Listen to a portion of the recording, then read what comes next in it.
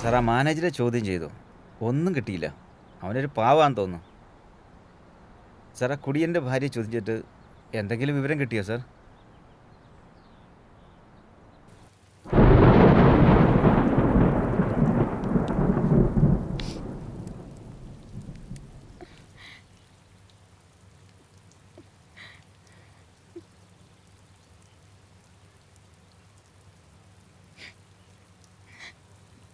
അഭിനയം pan India റേഞ്ചിലും കൂടുതലാ. ഞാനും നിന്റെ അതേ റേഞ്ചിൽ ദുഃഖം അഭിനയിക്കുക, വേറെ വഴിയില്ല. നേറ്റീവ് ബാംഗ്ലൂർ സിറ്റി, ഭർത്താവ് ഭയങ്കര കൂടിയന, ഞാനൊരു പാവം ഭാര്യ. കറക്റ്റ് അല്ലേ? സോറി സിസ്റ്ററെ, നിങ്ങൾ രണ്ടുപേരും ഇവിടെ വന്നതിന് ശേഷം ആ പെൺകുട്ടിയെ കാണാതായിരിക്കുന്നു. ആരോട് ചോദിച്ചാലും നിന്റെ ഭർത്താവിന് നേരെ കൈ ചൂണ്ടുന്നത്. അത്രയ്ക്ക് യോഗ്യനാ നിന്റെ ഭർത്താവ്. നീ സത്യം തുറന്നു പറയുന്നോ അതോ ഞങ്ങൾ നിന്റെ ഭർത്താവിനെ കൊണ്ട് പറയിപ്പിക്കണം? പറയാം സർ, എല്ലാം ഞാൻ പറയാം. ഇവരാരും പറയുന്നത് പോലെ അല്ല രോഹിത്. അവനൊരു നല്ല മനുഷ്യനാണ്. ഞങ്ങളുടെ രണ്ടുപേരുടെ ഫാമിലിയും ഫ്രണ്ട്സ് ആയിരുന്നു. എനിക്ക് ഇഷ്ടമുണ്ടോ ഇല്ലയോ എന്ന് ചോദിക്കാതെ തന്നെ എൻ്റെയും രോഹിത്തിൻ്റെയും കല്യാണം തീരുമാനിച്ചു. ആ സമയത്ത് ഞാൻ മറ്റൊരാളെ സ്നേഹിക്കുന്നുണ്ടായിരുന്നു. എനിക്കും എന്ത് ചെയ്യണമെന്ന് അറിയില്ലായിരുന്നു. കണ്ണടച്ച് തുറക്കുന്നതിന് മുമ്പ് എൻ്റെയും രോഹിത്തിൻ്റെയും കല്യാണം കഴിഞ്ഞിരുന്നു.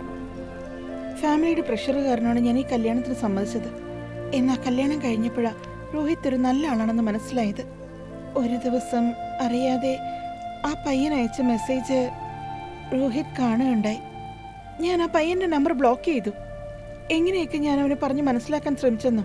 എന്നാൽ അതൊന്നും കേൾക്കാൻ രോഹിത് തയ്യാറല്ലായിരുന്നു. രോഹിത് വല്ലാതെ ഡിസ്റ്റർബ്ഡ് ആണെന്ന് മാത്രം എനിക്കറിയാമായിരുന്നു. അതൊന്ന് ശരിയാക്കാൻ വേണ്ടിയിട്ടാണ് രോഹിത്തിനെ എങ്ങനെയൊക്കെയോ കഷ്ടപ്പെട്ട് സമ്മതിപ്പിച്ച് ഈ റിസോർട്ടിലേക്ക് ഞാൻ കൂട്ടിയിട്ട് വന്നത്. ഇവിടെ വന്ന് 2 ദിവസത്തേക്ക് അദ്ദേഹം നോർമലായിരുന്നു. എല്ലാം ശരിയായെന്നാണ് കരുതിയത്. എന്നാൽ അതെല്ലാം ആകാശിനെ കാണുന്നവരെയായിരുന്നു സർ.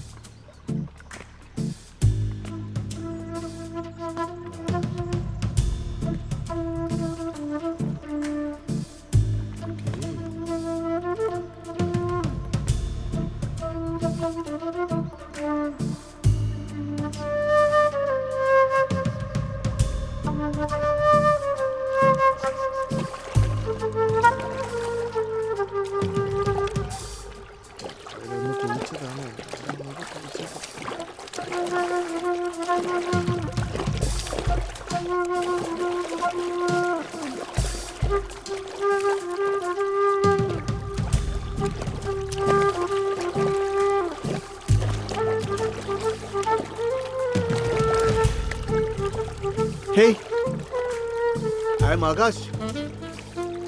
And you?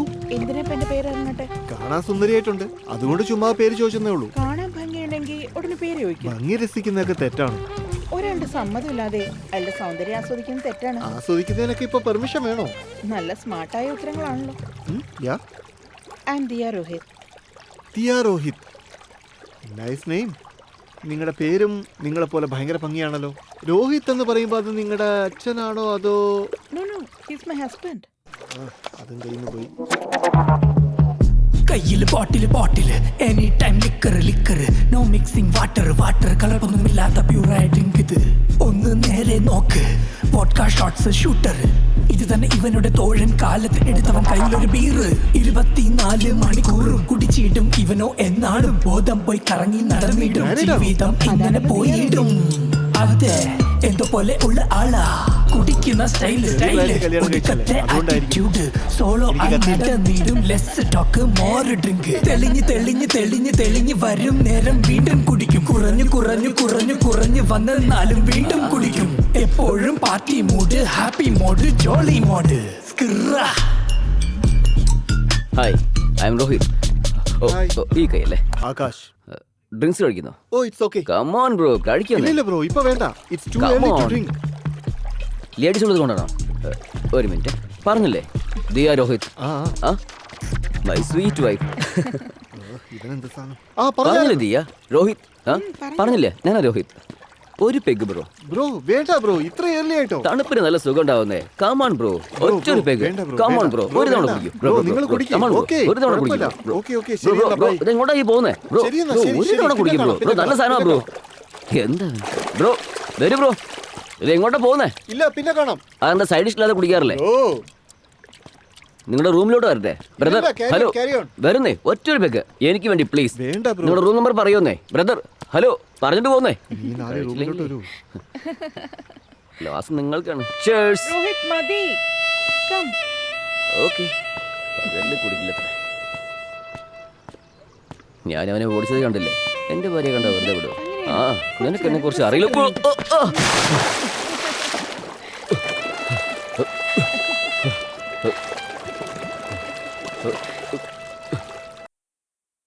കാണുന്നില്ലോ, കാണുന്നില്ലല്ലോ, എന്റെ മദ്യപാനം കാണുന്നില്ലോ. എവിടെ പോയെന്നാ എടുത്തടിച്ചോ? രാവിലെ തന്നെ കുപ്പി അന്വേഷിക്കാൻ തുടങ്ങിയോ? എന്താ ബേബി ഇങ്ങനെയൊക്കെ പറയുന്നത്? ആരെങ്കിലും രാവിലെ തന്നെ മദ്യപിക്കോ? ഒരു പ്രധാനപ്പെട്ട സാധനം ഇതിനകത്ത് വെച്ചിരുന്നു, അത് കാണുന്നില്ല, അതാ തിരഞ്ഞുകൊണ്ടിരിക്കുന്നത്. അല്ല, ഇന്നലെ ബാലൻസ് വെച്ച കുപ്പിയല്ലേ അന്വേഷിക്കുന്നേ? ഞാൻ ഒളിച്ചു വെച്ചിട്ടുണ്ട്. ഭാവി ഇങ്ങനെയൊക്കെ ചെയ്യാൻ പാടോ? കല്യാണം കഴിഞ്ഞ് നമ്മൾ രണ്ടുപേരും ഫസ്റ്റ് ടൈം ഇങ്ങോട്ടൊക്കെയാ വന്നിരിക്കുന്നത്. നിന്റെ കൂടെ ഇവിടെ എൻജോയ് ചെയ്യുന്നതാണ് എന്റെ പ്ലാന്. എൻജോയ് ചെയ്യാന്ന് പറയുന്നു, എന്നാ എപ്പോ നോക്കിയാലും ബോധമില്ല. ഭാര്യയാണെന്നുള്ളൊരു വിചാരം പോലും ഇല്ല. വിചാരില്ലെന്നോ? എടി ഭാര്യ, മാപ്പിലില്ലാത്ത റിസോർട്ടിലേക്ക് നല്ല ഭംഗിയായ ഭാര്യയെ വിളിച്ചോണ്ട് വന്നിട്ട് ആരെങ്കിലും വെള്ളം അടിക്കുകയോ? കണ്ണടക്കി. നിനക്ക് സ്പെഷ്യലായി ഒന്ന് തരാൻ പോവുക. ഒന്നും വേണ്ട. സത്യമായിട്ടും വേണ്ടേ? സത്യമായിട്ടും വേണ്ട. കണ്ണടച്ചേ. കണ്ണൊന്നും അടയ്ക്കില്ല. കണ്ണടയ്ക്കാൻ.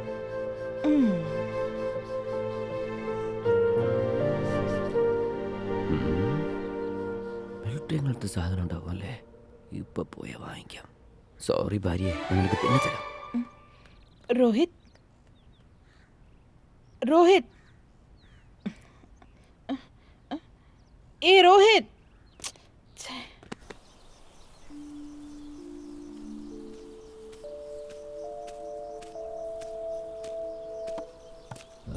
അമ്മോ, കൈ വിടും സാർ.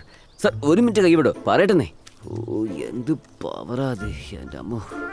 മിലിറ്ററിക്കാരെ നീ എന്താ വിചാരിച്ചത്? വീട്ടിൻ്റെ പവറൊക്കെ എൻ്റെ അടുത്ത് കാണിക്കുക. ജീവനോടുള്ള ഭാര്യയെ ഫോട്ടോയിൽ കണ്ട് ആസ്വദിക്കുക. ആ, എന്തെങ്കിലും ആയിക്കോട്ടെ. ഇവൻ തന്നെയാണോ ഈ ഫോട്ടോയിൽ? സാർ, ഈ ഫോട്ടോയിൽ നിങ്ങളും മാൻഡി നല്ല ബ്യൂട്ടിയാ. അയ്യോ, ഇതാ ഈ ഫോട്ടോ കളയണം, നിങ്ങൾ തന്നെ വെച്ചോളൂ. സംസാരിച്ച മദ്യം കിട്ടുമോ? 25 വർഷം മുമ്പെടുത്ത ഫോട്ടോയായത്. അതിൽ പിന്നെ ഇതുപോലൊരു ഫോട്ടോ എടുക്കാൻ പറ്റിയിട്ടില്ല. സാർ, മേജർ സാർ, ഈ മാസത്തെ മിലിറ്ററി കോട്ട കയ്യിൽ വലുതുണ്ടോ? നീ വരുമ്പോഴേ എനിക്ക് തോന്നി എൻ്റെ ഇന്ന് കുപ്പി മേടിക്കാനാണ്. അതൊക്കെ വിട്ടിട്ട് കുറെ നാളായി മോനെ. അങ്ങനെയാണെങ്കിൽ ആ മിലിറ്ററി കോട്ട എന്താ ചെയ്യുക? അത് വേറെ ആർക്കെങ്കിലും കൊടുക്കും. വേറെ ആർക്കെങ്കിലും കൊടുക്കുമെന്നോ? സാർ, മേജർ സാർ, ഈ മാസത്തെ കോട്ട എനിക്ക് തരുമോ സാർ? സാർ, സാർ എന്തെങ്കിലും പറഞ്ഞിട്ട് പോകും സാർ. സാർ, സാർ ഞാൻ ചോദിച്ചതിന് ഉത്തരം പറയും സാർ. സാർ, ഫോട്ടോയിൽ കണ്ട ആൻറ്റി, ഞാനിപ്പോൾ ആകെ പെട്ടല്ലോ. എങ്ങനെയെങ്കിലും മാനേജ് ചെയ്യാം, മദ്യം വാങ്ങാണ്ട് പോകരുത്. ഞാൻ കള്ളുകുടിക്കുന്നവരെ അവൾക്കറിയില്ല, നീയായിട്ട് പറയില്ലേ? അതിരിക്കട്ടെ, ഞങ്ങൾ ഫസ്റ്റ് ആൻറ്റി എവിടെ വെച്ചാൽ മീറ്റ് ചെയ്തേ? പെണ്ണ് കാണാൻ പോയപ്പോ.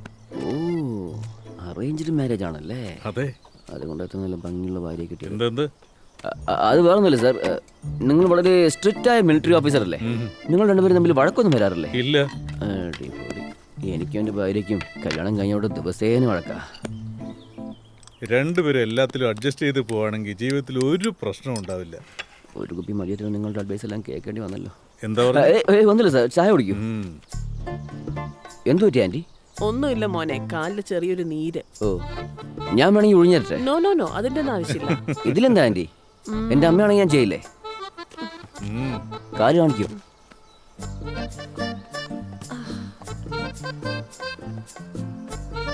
ഇത്തവണത്തെ കോട്ട നിനക്ക് തന്നെ അറിയാലോ, എനിക്ക് കിട്ടുമെന്ന്. ഞാൻ വിചാരിച്ചതുപോലെ തന്നെ ഈ റിസോർട്ടിൽ വന്നതിന് ശേഷം രോഹിത് എന്നോട് വളരെ സ്നേഹത്തിലായിരുന്നു. എന്നാൽ ആകാശ് എന്നോട് വീണ്ടും വീണ്ടും സംസാരിക്കാൻ നോക്കിയത് രോഹിത്തിനെ ഒരു രീതിയിൽ ഇറിറ്റേറ്റ് ചെയ്യാൻ തുടങ്ങിയിരുന്നു. എന്നിട്ടും ആ ആകാശ് എന്നോട് സംസാരിക്കാൻ ട്രൈ ചെയ്തുകൊണ്ടേയിരുന്നു.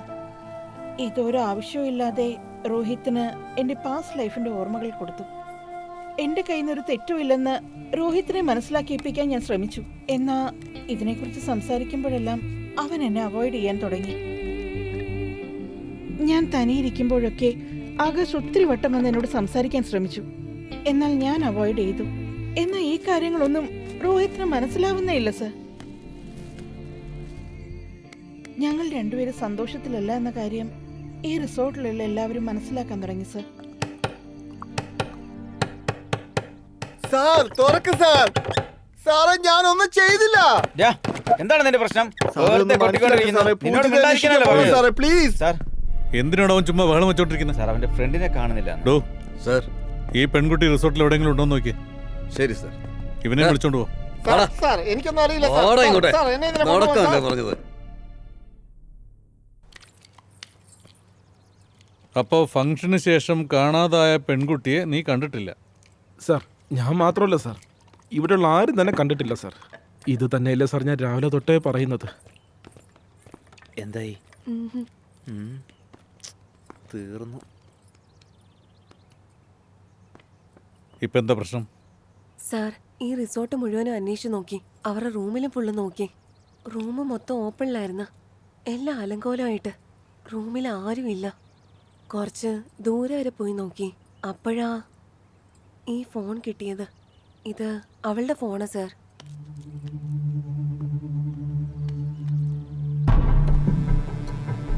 സാർ അപ്പൊ ഇവിടെ ഒരു പെണ്ണ് മാത്രമല്ല സാർ, 2 പെൺകുട്ടികളെ കാണാതെ പോയിരിക്കുന്നേ.